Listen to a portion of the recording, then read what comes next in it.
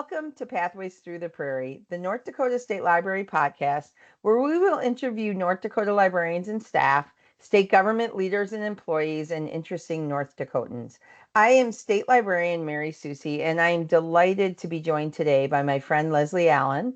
Lesley is the Media and Instructional Technology Director at Williston Basin School District. Lesley, thank you so much for joining me today. Thank you so much. I'm so just tickled pink. I'm pretty sure I met you, Lesley, my first year in North Dakota. So we've known each other for 11 years. And I'm just really looking forward to our conversation today. I agree. I agree. Yeah. Oh my goodness, 11 years. Wow. It goes fast. It does indeed. Yes. And how long have you been in Williston now? I'm wrapping up my eighth year. My eighth year. Holy buckets. Yeah. It again goes by fast. And Yeah. oh my, has the position changed and the district changes and whoo.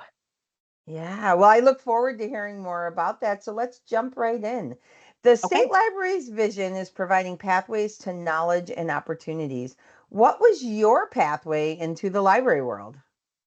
Do you know, it was when I was going back to school. So my college story is a little different. When I first attended Mayville State, I got my associates in early childhood, and I did the daycare circuit for a while, and was a pre-K teacher for a little bit. And while I was doing that, um, I was discovering that my favorite time with students was when I was reading to them, when we were talking about books, when it was literacy time and the activities, projects that would go along with that. So I decided to go back, get my elementary ed degree and my minor in library science, again from Mayville State. And I just knew after my classes, after my student teaching, that library is where I wanted to land. And so I was gifted a really great position down in Kansas City. And my very first job right out of the gate was a media specialist for an elementary school. And I haven't looked back since. I've grown in different directions with technology and now with administration. But that was really just that discovery with the young kids of that wide eye wonder, when they hear a story and they connect with it, or you can see their imaginations going off of the page, that they take that picture and they make it their own, and then the retelling. And I really love what books do for kids. Um, and so that was really my entry. Myself, I wasn't really a reader until about third grade. I didn't like books. I didn't like reading. I didn't find anything that really interested me until my librarian handed me a book about a rabbit who sucked all the juice from the vegetables. And it was Bunnicula. It was a little bunny vampire. I'm not sure why that one in particular. Vampires are my favorite scary monster now in my life, but that, for whatever reason, that grabbed my imagination, and my imagination grew off the page from that book, and that's really what started me reading. So it's wonderful to be able to help other students, help kids, help patrons, even adults who say, I'm not a reader. Well, you know what? You just haven't found the right book yet. And so that's part of the passion. And I say that all the time to anyone who says I'm not a reader. Well, then we just haven't connected you with the right book. There is a book out there for everyone. We just have to help you find it. And they have to be willing to be helped finding it. Yes. Oh, Uh, yeah, definitely. so always in school libraries, did you ever consider public libraries given your love for what you're describing as story time? I have, and I actually worked part-time when I was in West Fargo at the kindergarten. Once upon a time, West Fargo had specific schools that were just for kindergarten. I know they've moved past that now. And after I left Bismarck, I was like, I want to return to that early childhood. And I was really interested in these kindergarten centers. So I became the media specialist at one of these kindergarten schools. And I worked part time at the West Fargo Public Library. And so I did dip my toes in there. And it was the same but different. It was a wonderful world to open up, and I'm a library patron myself, so have that knowledge, but that behind the scenes of what is different and what are the different philosophies, policies, that kind of thing, between a school and a public. So, but that was my only little foray. That was my only little bit into public library. Sure. And I always joke I was a school librarian for a minute because it was like 8 of the 9 months of one school year that I worked in a school library. I worked with school librarians for several years, but as their consultant, but I only worked in a school library for just almost one school year. So what you talked about differences in philosophies and policies between school and public libraries. What were some of those differences? Well, a big one, and this has become even more prominent in my latter part of my career here, is the difference between policies in collection development and the patrons who can check it out.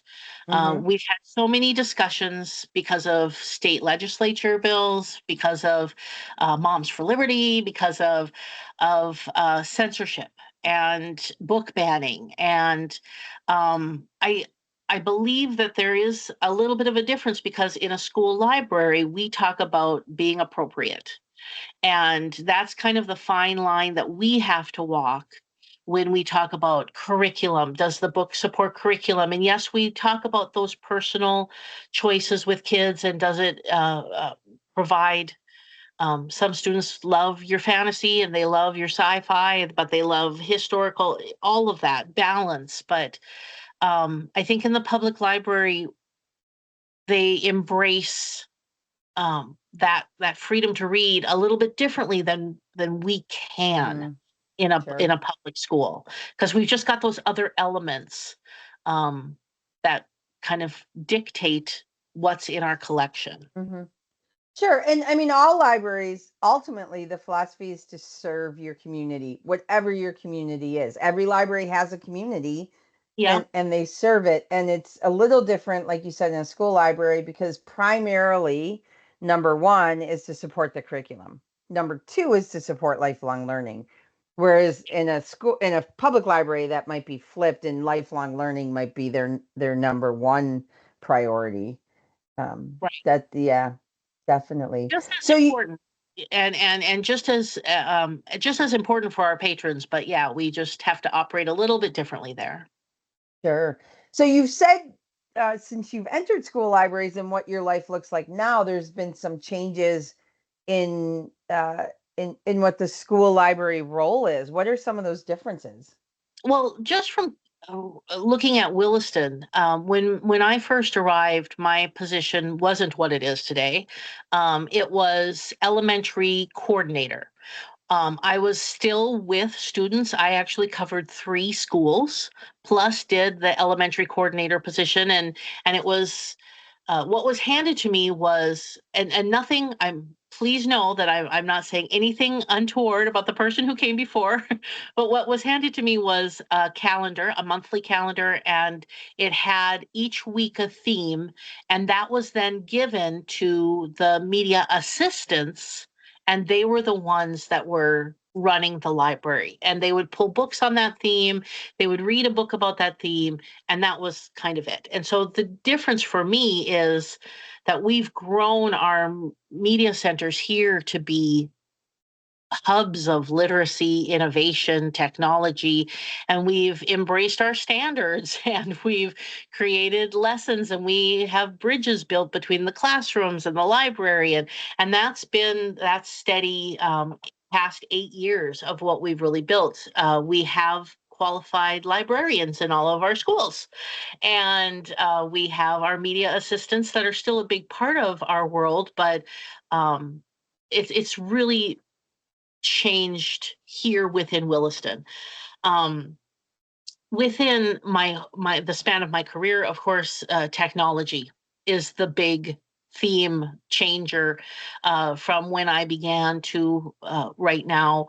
The introduction of maker spaces and embracing the computer science, cybersecurity, different standards. And when I first started out in Kansas City, it was a book world. We had our computer lab. I didn't have any tablets. I didn't have any 3D printers. Mm, We talked about online behavior and digital citizenship, but that was kind of the extent of that piece. And now I believe like at least 75% of our lessons are on digital citizenship and researching online and fake news and AI and all of those pieces of technology that are so prominent in our world now. sure. Lots of uh, just literacy in a different way. I Yeah, was in a meeting yesterday with a couple of librarians, one who's considerably younger than me, and then one who is a little bit younger than me. And the one who's closer to my age, we were laughing. When I started in the library world, we still had physical card catalogs. We were still typing catalog cards. When I took my cataloging class, we were the last class that had to type out the cataloging cards. And our first computers in the library world were what they called dumb terminals. And the the text was green. There was no internet searching. You yeah, typed in your search, and then the cursor was a blinking square waiting for you to type your next command. And sure. now I carry a computer in my pocket, that Yeah, I can make phone calls on, but that yeah, I can also search our library online resources and I can listen to a book on there. I don't like to read books on my phone because my eyes don't like it. They like a little bit larger print than I can get on my phone. sure. One word per screen doesn't make sense. But Yeah, it's such a different world than the yeah, one we started in. But at the heart of it, we're still about meeting our patrons where they're at and meeting their needs. We yep, just do it in a slightly different way now. So yep. you referenced maker spaces. For someone who's listening who might not know what that is, tell me a little bit more about maker spaces and what a maker space looks like at the Williston School District. Sure. So a makerspace is a nice, tidy word for a lot of different things. A makerspace can be uh, a box of Legos and maybe a 3D printer. It could be uh, a place where you go to uh, play with robots. It could be so many different things. It has art in it. It has math and engineering in it. Science is a big part of makerspace, and so it's kind of again suiting your community. What does your community want? What are they interested in? And then putting that together and calling it a makerspace. In our middle school here, we call it our Lit Lab, which is Oh, I literally love that. innovation and technology. And so it's our Lit Lab. And in our middle schools, we have a couple of 3D printers. We've got a Glow Forge. I'm a big believer that we need to talk to our kids about fabrication and that this is going to be a pathway for them in the future that they need to know about. And for those who don't know about fabrication, it's when you build an online model and then you can create that using a machine. So with a Glowforge, that's a laser cutter, you build a model and maybe it cuts out a phone stand that you can put together on your own. For 3D printers, I mean, there have been stories about people 3D printing um, artificial limbs that they Mm-hmm. can't afford through medical purposes. And I love that story, by the way. That's one of my favorite things Mm-hmm. I hear about 3D printing.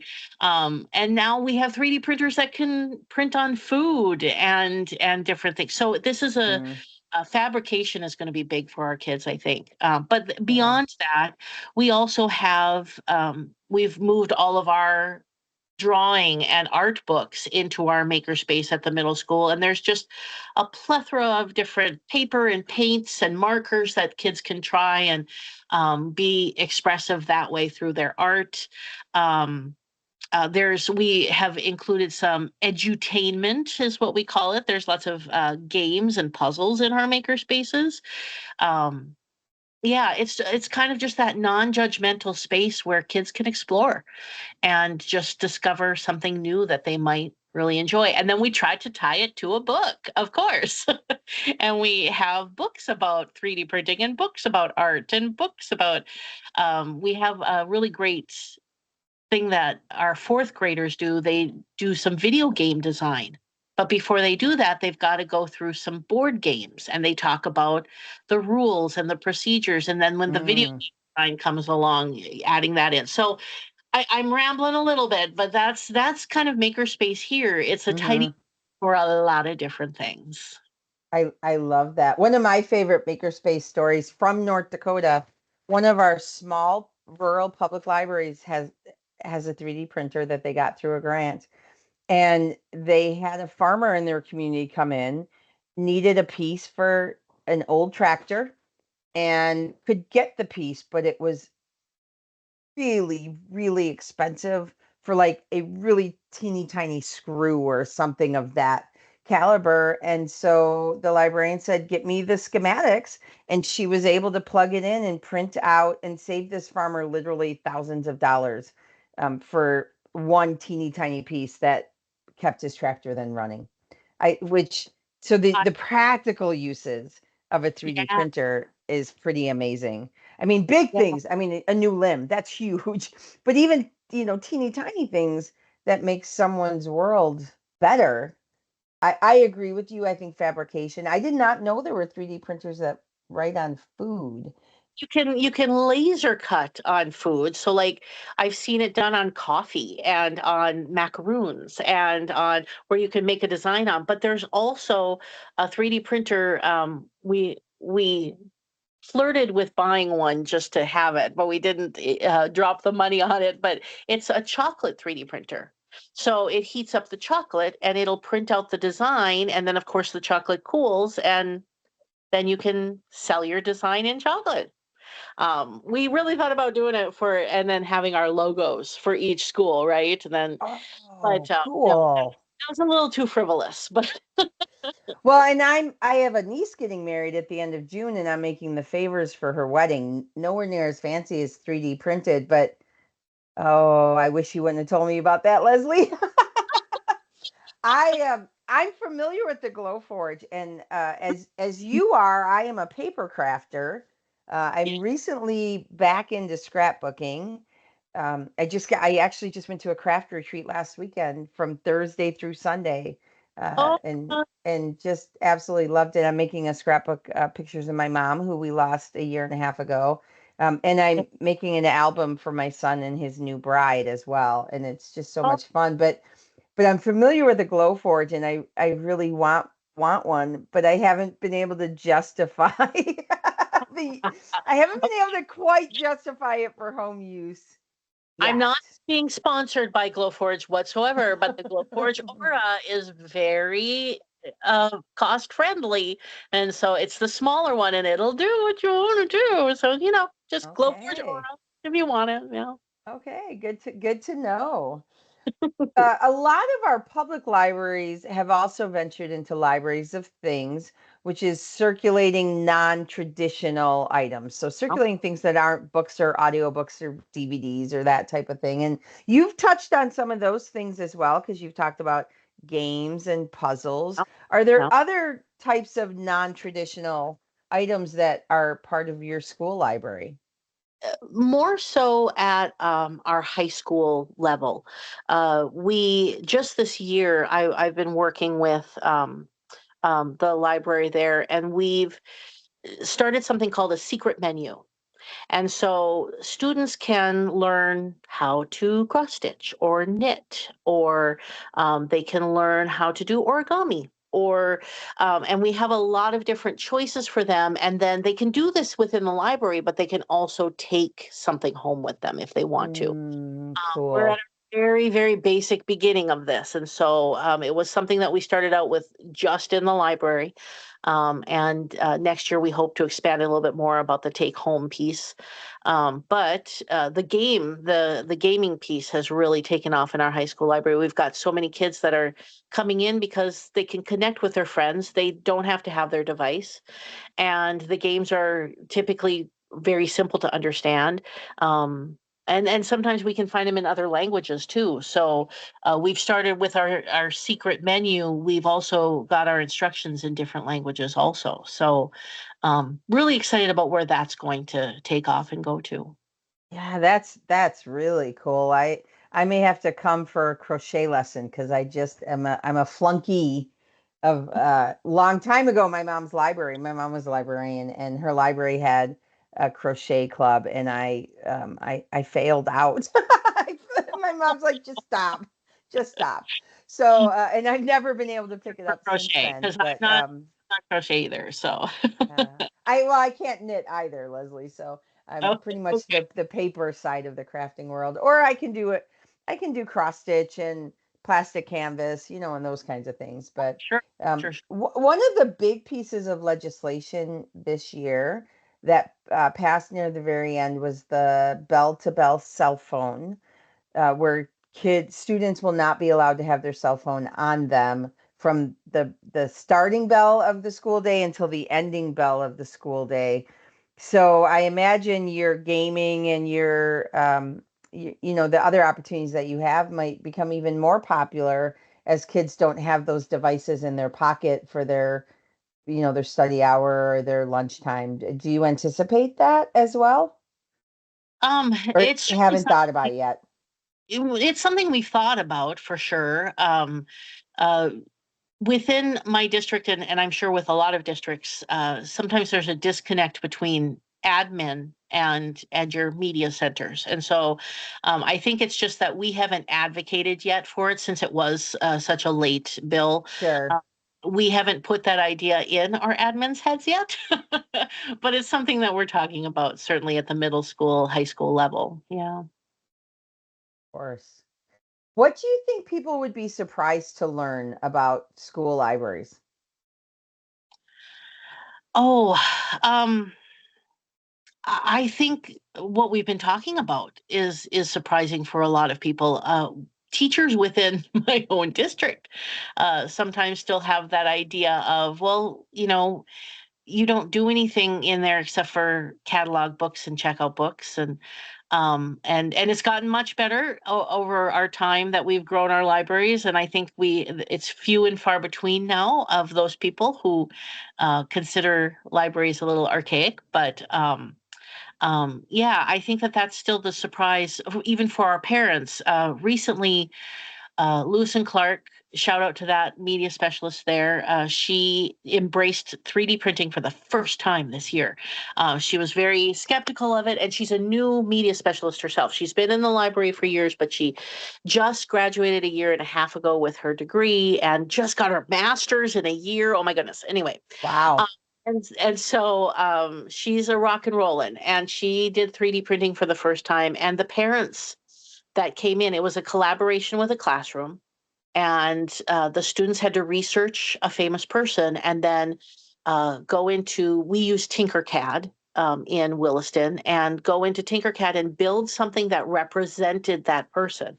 So for instance, Martin Luther King Jr., the person built a podium that and a book for the podium to rest on there. And the Mhm. parents were just very surprised that this came from the library, that this is a collaboration. It wasn't something they did in their traditional classroom. It was in the library classroom.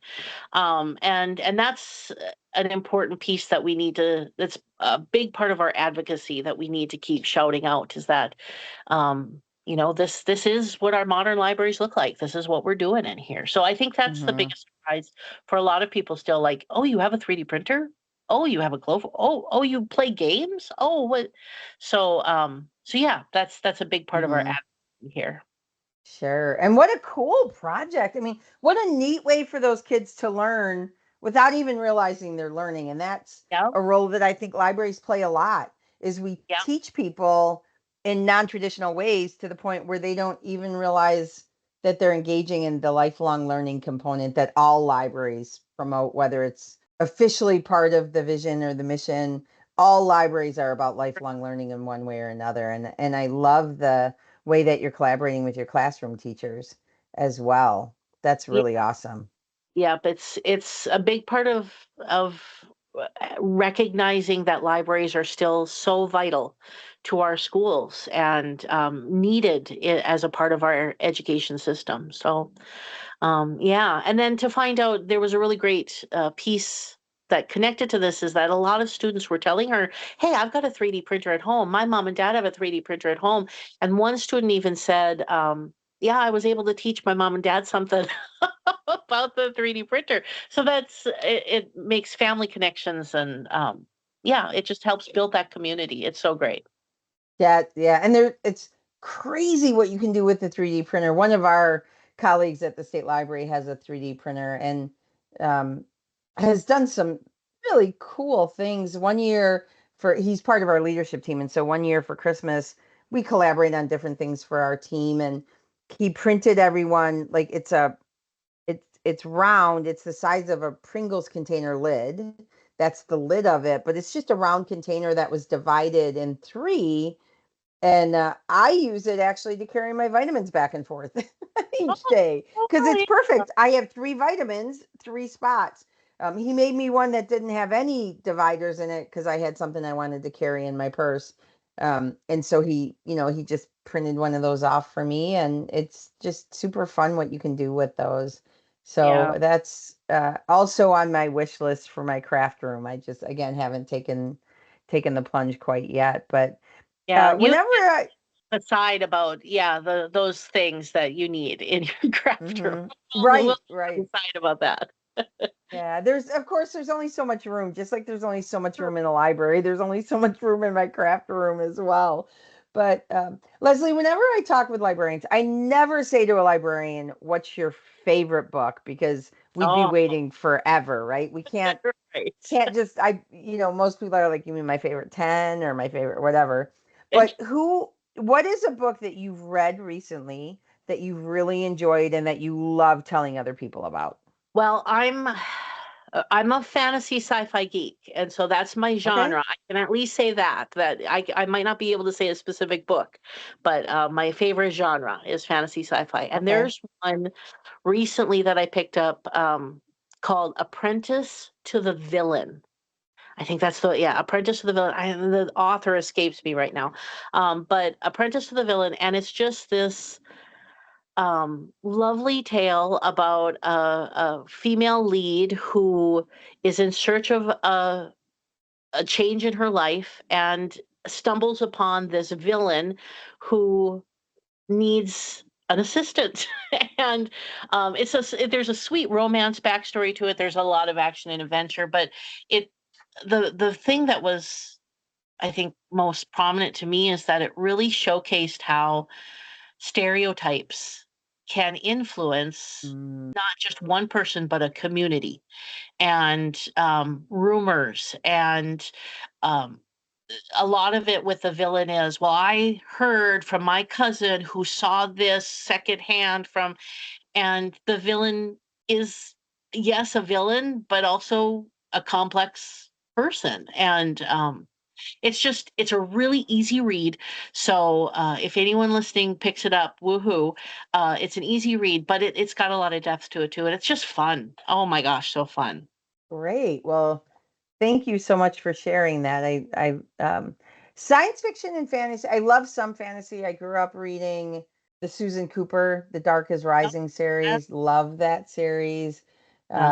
All the Narnia books. I've read all of those. As you know, you and I share in common that we are a huge fan of Harry Potter.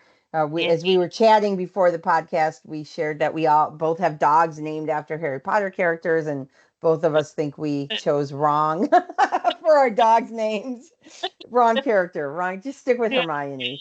Yeah. So I'm always looking for fantasy books that are easy. I've tried reading The Lord of the Rings, and it's just I Oh, should try it's it again. isn't it? Oh my goodness. It's Lord of the Rings yeah. was me too.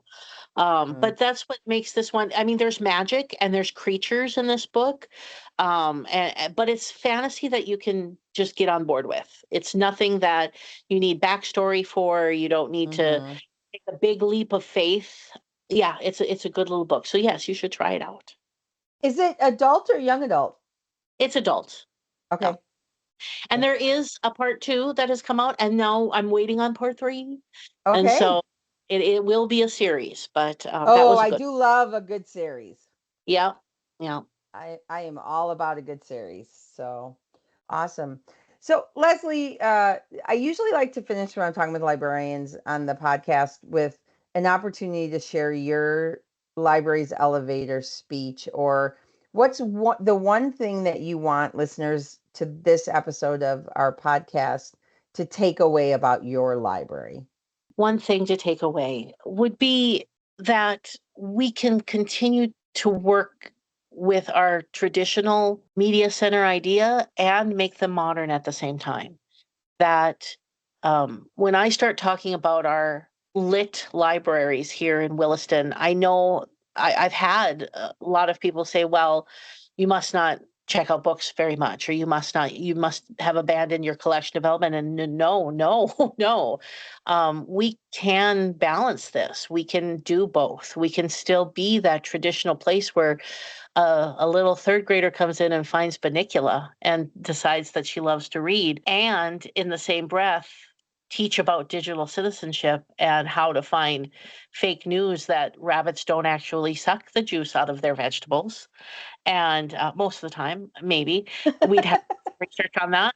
But I think that would be my biggest elevator speech, is that we and also that you don't have to have the 3D printer. You don't have to have the Glowforge in order to consider yourself a modern library. We've been very gifted by grants through some federal funding with some of the tools that we have. And I know that that's not the norm for a lot of libraries either, but it's just making sure that as a media specialist, you're up to date with what's going on, that you have that language of digital citizenship, of fabrication, of that you can at least point your patrons in that right direction. That's part of what makes us modern too, is embracing that. Maybe not Mm-hmm. having the tools, but being able to embrace that piece. Absolutely. Knowing the trends, being aware of them, being educated yourself so that you can Yeah. educate your patrons. I absolutely love that. Well, Lesley, it has been so much fun to talk to you today and to learn about your lit labs and all the incredible things that are going on in the Williston Basin School District. Thank you so much for joining me. And thank you, everyone, for listening to this episode of Pathways Through the Prairie. And I look forward to a future episode.